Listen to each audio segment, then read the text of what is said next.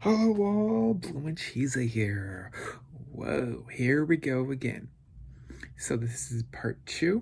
It shows a short clip of a park I drove to. And it shows from a view higher up on a hill of an airplane coming out of Payne Field. It's pretty cool. It's halfway close to Everett. And it is fantastic. Also, yeah, there's going to be a part 2 after this. Hope you guys do like, comment, subscribe. Here we go. This is part 1. I wonder how close we are to airport. Come in and out all day long. This is Boeing Field, also known as Payne Field. Whoa, hello. That didn't take long. A few seconds really is all it was for part 1. Part 2 is the whole second page of that D23 newspaper that I got. Tells a lot of information about the 1971 opening of Walt Disney World. Showed a little bit of the fanfare that happened during that time. A little bit into the back history of it. And there's a lot more for me to read for the next times that I'm doing this. Hope you guys do like. Hope you guys do comment. Hope you guys do subscribe. Here's part 2. Okay. Bloom and Cheesy here again. This is part 2. First part was a short little snippet to show you the blue sky and how close I really am to Payne Field, which is the airport that I go out of. Just so you guys know, I live close by. It's walking distance. It takes about an hour to walk there. It's kind of nice. Brave New World, remembering 1971. Remember this photo of Roy and Mickey Mouse sitting right in front on one of those chairs in front of, what is that building? Confectionery? Yeah, I think so. Anyway, doesn't matter. Brave New World, remembering 1971 by Paul Anderson. Working aboard the Disney World monorail.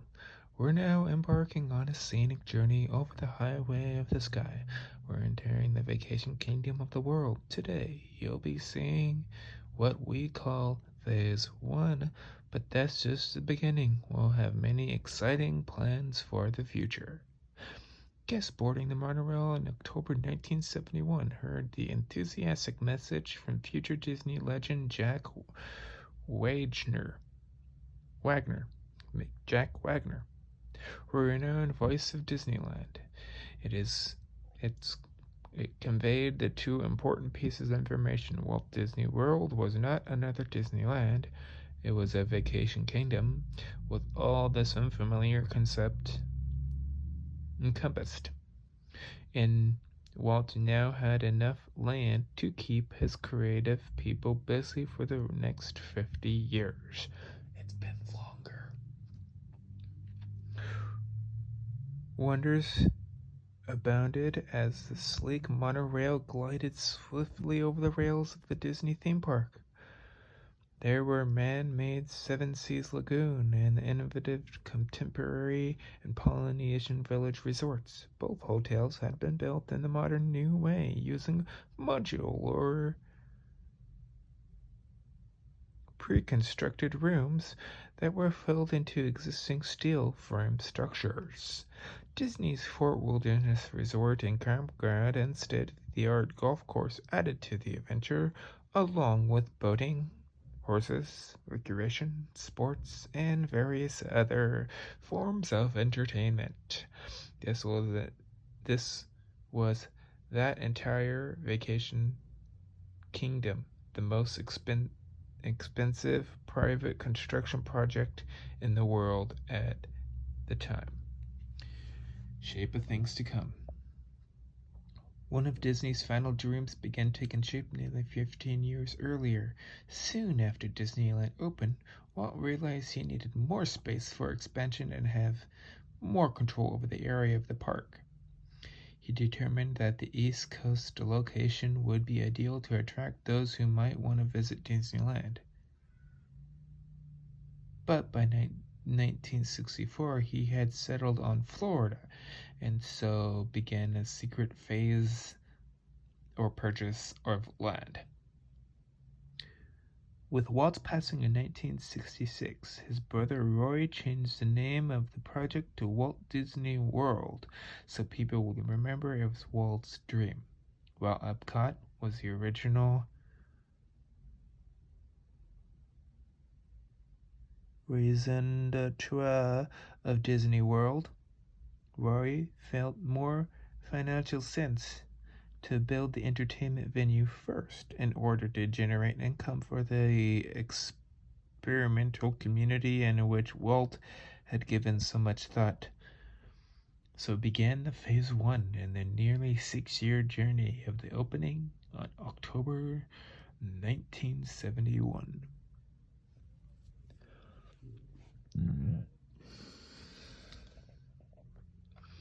On October 30th, 1969, Disney hosted a massive press event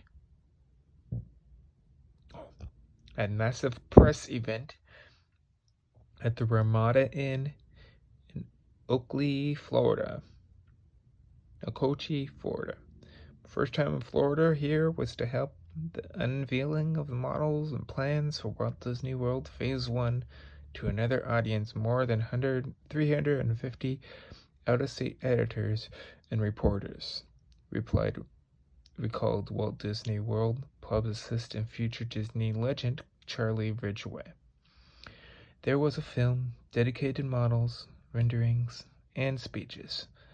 It was the first major revelation since the internal announcement in 1965. So it was 4 years later, prior to Walt's death. It was meant to conceive the press that the Walt Disney World was for real.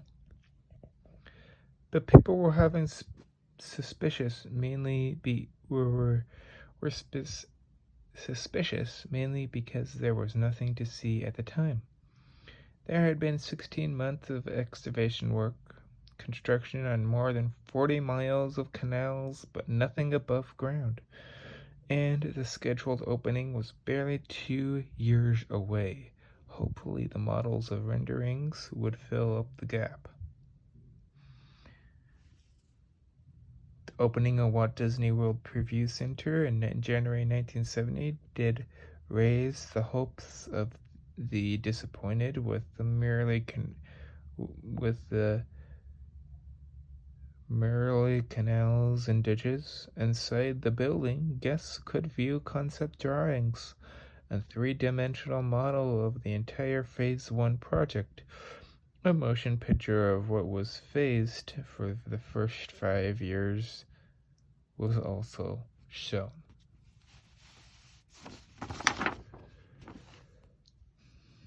Finally, 1971 arrived, and it would be filled with historic firsts, major announcements, and frenzied construction. It would be one of the most important years of Disney history.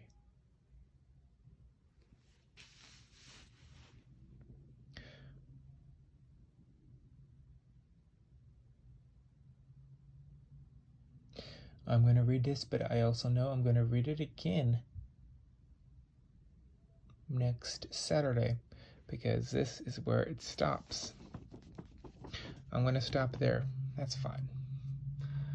Let's look at all the photos again. I love these classic black and white photos. Look at Walt, the 4 originals, Pluto, Goofy. He's changed a lot.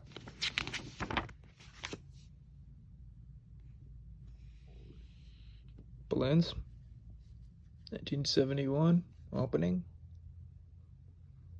Let's look a little bit closer to that.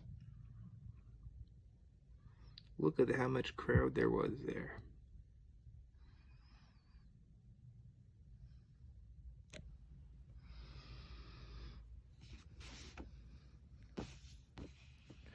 Jungle Cruise.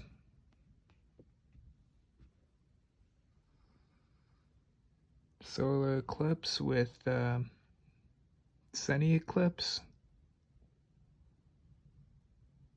He always reminded me of Alf.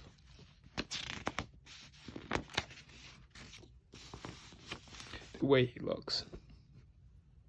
Contemporary. The look of it has not changed that much on the outside.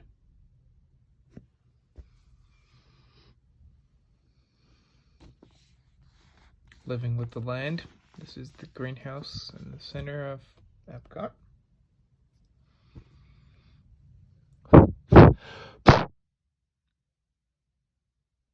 Kunja Bakery OG Cafe. Doesn't those look beautiful and delicious? This is in Epcot. This is Norway Pavilion's Restaurante. One of the water parks. Typhoon Lagoon, to be exact. You can see the ship.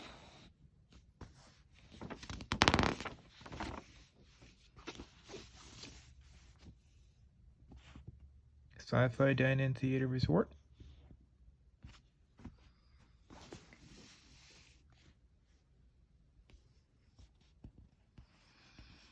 Dinosaur the Ride, right in front of it. This is Dinosaur the Ride. This is what was in front of it.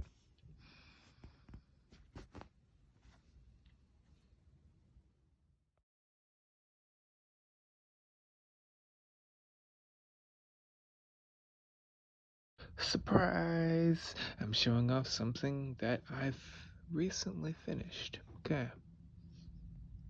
Has a little thing. Star Wars related. Princess Amidala. Her cute little buns on the side of her head. Now this is cute, right? What I've recently finished, and it will keep on using that. I like to sew it on, and I did. Is Velcro. It is now able to be put on top of an ear, and I just need to figure out the other side of the ear to have one side as Princess Amidala, the other side as another character or as something else for Princess Amidala, so I could have her as ears.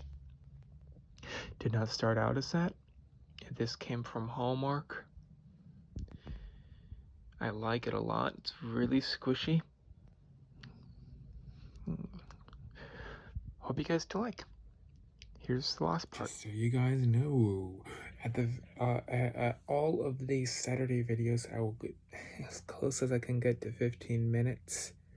That will allow me to have Saturday 15 minutes that I try to at least chat with you guys in the comments. I know exactly about the time I'm trying to set it. It might be a little longer, it might be a little shorter. It'll be around 15 minutes every Saturday. Live chat with your friend, Bloomin' Cheesa. Well, hope you guys do have a great day. Hope you guys do like, again, comment right down there. Subscribe right over there. Here we go. Bloomin' Cheesa's out of here.